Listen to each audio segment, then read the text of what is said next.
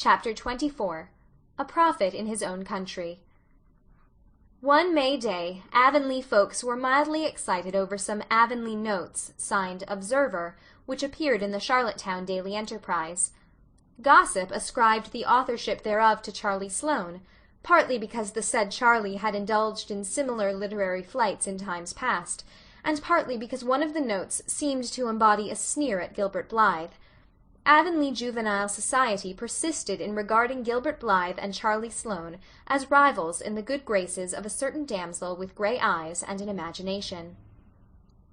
Gossip, as usual, was wrong. Gilbert Blythe, aided and abetted by Anne, had written the notes, putting in the one about himself as a blind. Only 2 of the notes have any bearing on this history. Rumour has it that there will be a wedding in our village ere the daisies are in bloom. A new and highly respected citizen will lead to the hymeneal altar one of our most popular ladies. Uncle Abe, our well-known weather prophet, predicts a violent storm of thunder and lightning for the evening of the 23rd of May, beginning at 7 o'clock sharp. The area of the storm will extend over the greater part of the province. People travelling that evening will do well to take umbrellas and mackintoshes with them. Uncle Abe really has predicted a storm for some time this spring, said Gilbert. But do you suppose Mr. Harrison really does go to see Isabella Andrews? No, said Anne, laughing. I'm sure he only goes to play checkers with Mr. Harrison Andrews. But Mrs. Lynde says she knows Isabella Andrews must be going to get married, she's in such good spirits this spring. Poor old Uncle Abe felt rather indignant over the notes. He suspected that Observer was making fun of him. He angrily denied having assigned any particular date for his storm, but nobody believed him. Life in Avonlea continued on the smooth and even tenor of its way. The planting was put in. The improvers celebrated an Arbor Day. Each improver set out, or caused to be set out, 5 ornamental trees. As the society now numbered 40 members, this meant a total of 200 young trees. Early oats greened over the red fields. Apple orchards flung great blossoming arms about the farmhouses, and the Snow Queen adorned itself as a bride for her husband. Anne liked to sleep with her window open and let the cherry fragrance blow over her face all night. She thought it very poetical. Marilla thought she was risking her life. Thanksgiving should be celebrated in the spring, said Anne one evening to Marilla, as they sat on the front doorsteps and listened to the silver-sweet chorus of the frogs. I think it would be ever so much better than having it in November when everything is dead or asleep. Then you have to remember to be thankful. But in May one simply can't help being thankful that they are alive, if for nothing else. I feel exactly as Eve must have felt in the Garden of Eden before the trouble began. Is that grass in the hollow green or golden? It seems to me, Marilla, that a pearl of a day like this, when the blossoms are out and the winds don't know where to blow from next for sheer crazy delight, must be pretty near as good as heaven. Marilla looked scandalized, and glanced apprehensively around to make sure the twins were not within earshot. They came around the corner of the house just then. "Ain't it an awful nice-smelling evening?" asked Davy, sniffing delightedly as he swung a hoe in his grimy hands. He had been working in his garden. That spring Marilla, by way of turning Davy's passion for revelling in mud and clay into useful channels, had given him and Dora a small plot of ground for a garden. Both had eagerly gone to work in a characteristic fashion. Dora planted, weeded, and watered carefully, systematically, and dispassionately. As a result, her plot was already green with prim, orderly little rows of vegetables and annuals. Davy, however, worked with more zeal than discretion. He dug and hoed and raked and watered, and transplanted so energetically that his seeds had no chance for their lives.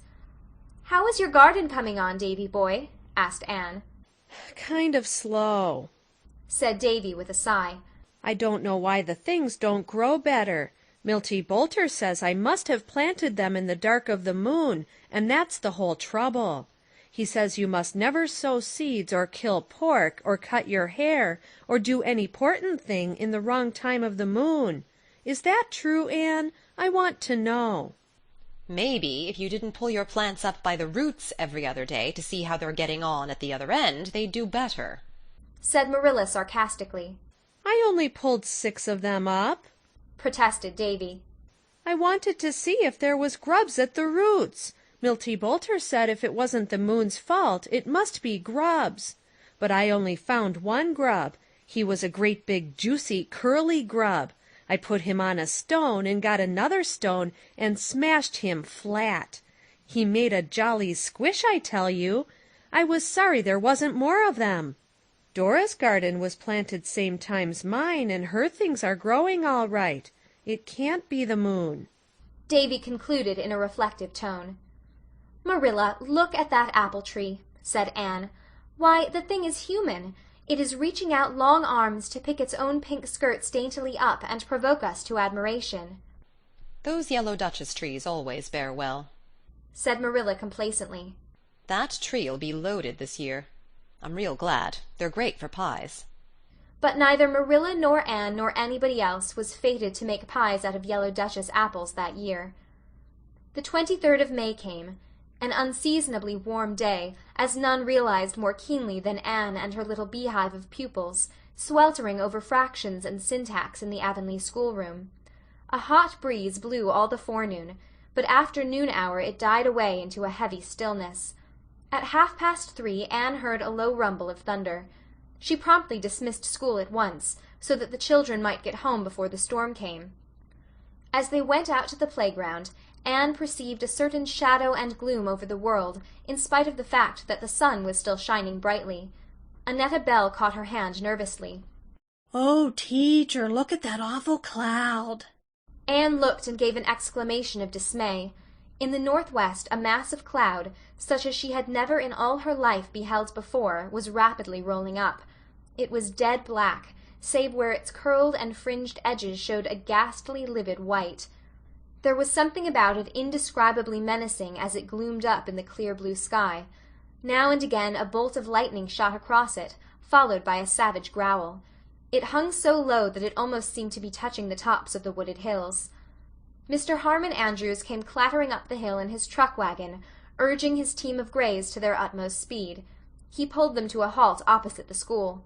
"Guess Uncle Abe's hit it for once in his life, Anne," he shouted. "This storm's coming a leetle ahead of time. Did ye ever see the like of that cloud? Here, all you young ones that are going my way, pile in, and those that ain't, scoot for the post office, if ye've more than a quarter of a mile to go, and stay there till the show is over." Anne caught Davy and Dora by the hands and flew down the hill, along the birch path, and past Violet Vale and Willowmere as fast as the twins' fat legs could go. They reached Green Gables not a moment too soon, and were joined at the door by Marilla, who had been hustling her ducks and chickens under shelter. As they dashed into the kitchen the light seemed to vanish, as if blown out by some mighty breath. The awful cloud rolled over the sun, and a darkness as of late twilight fell across the world. At the same moment, with a crash of thunder and a blinding glare of lightning, the hail swooped down and blotted the landscape out in one white fury. Through all the clamor of the storm came the thud of torn branches striking the house and the sharp crack of breaking glass. In 3 minutes every pane in the west and north windows was broken, and the hail poured in through the apertures, covering the floor with stones, the smallest of which was as big as a hen's egg. For 3/4 of an hour the storm raged unabated, and no one who underwent it ever forgot it. Marilla, for once in her life shaken out of her composure by sheer terror, knelt by her rocking-chair in a corner of the kitchen, gasping and sobbing between the deafening thunder peals. Anne, white as paper, had dragged the sofa away from the window and sat on it with a twin on either side. Davy at the first crash had howled, Anne, is it the Judgment Day? Anne, I never meant to be naughty." and then had buried his face in Anne's lap and kept it there, his little body quivering. Dora, somewhat pale but quite composed, sat with her hand clasped in Anne's, quiet and motionless. It is doubtful if an earthquake would have disturbed Dora. Then, almost as suddenly as it began, the storm ceased. The hail stopped, the thunder rolled and muttered away to the eastward, and the sun burst out merry and radiant over a world so changed that it seemed an absurd thing to think that a scant 3/4 of an hour could have effected such a transformation. Marilla rose from her knees, weak and trembling, and dropped on her rocker. Her face was haggard, and she looked 10 years older. Have we all come out of that alive? she asked solemnly. You bet we have, piped Davy cheerfully, quite his own man again. I wasn't a bit scared either, only just at the first. It came on a fellow so sudden. I made up my mind quick as a wink that I wouldn't fight Teddy Sloane Monday as I'd promised, but now maybe I will. Say, Dora, was you scared? Yes, I was a little scared, said Dora primly. but I held tight to Anne's hand and said my prayers over and over again. Well, I'd have said my prayers too if I'd have thought of it, said Davy. But, he added triumphantly, you see, I came through just as safe as you, for all I didn't say them. Anne got Marilla a glassful of her potent currant wine. How potent it was, Anne, in her earlier days, had had all too good reason to know, and then they went to the door to look out on the strange scene. Far and wide was a white carpet, knee-deep, of hailstones. Drifts of them were heaped up under the eaves and on the steps. When, 3 or 4 days later, those hailstones melted, the havoc they had wrought was plainly seen, for every green-growing thing in the field or garden was cut off. Not only was every blossom stripped from the apple trees, but great boughs and branches were wrenched away. And out of the 200 trees set out by the improvers, by far the greater number were snapped off or torn to shreds. "Can it possibly be the same world it was an hour ago?" asked Anne dazedly. "It must have taken longer than that to play such havoc." The like of this has never been known in Prince Edward Island, said Marilla. Never. I remember when I was a girl there was a bad storm, but it was nothing to this. We'll hear of terrible destruction, you may be sure. "I do hope none of the children were caught out in it," murmured Anne anxiously. As it was discovered later, none of the children had been, since all those who had any distance to go had taken Mr. Andrews' excellent advice and sought refuge at the post office. There comes John Henry Carter, said Marilla. John Henry came wading through the hailstones with a rather scared grin.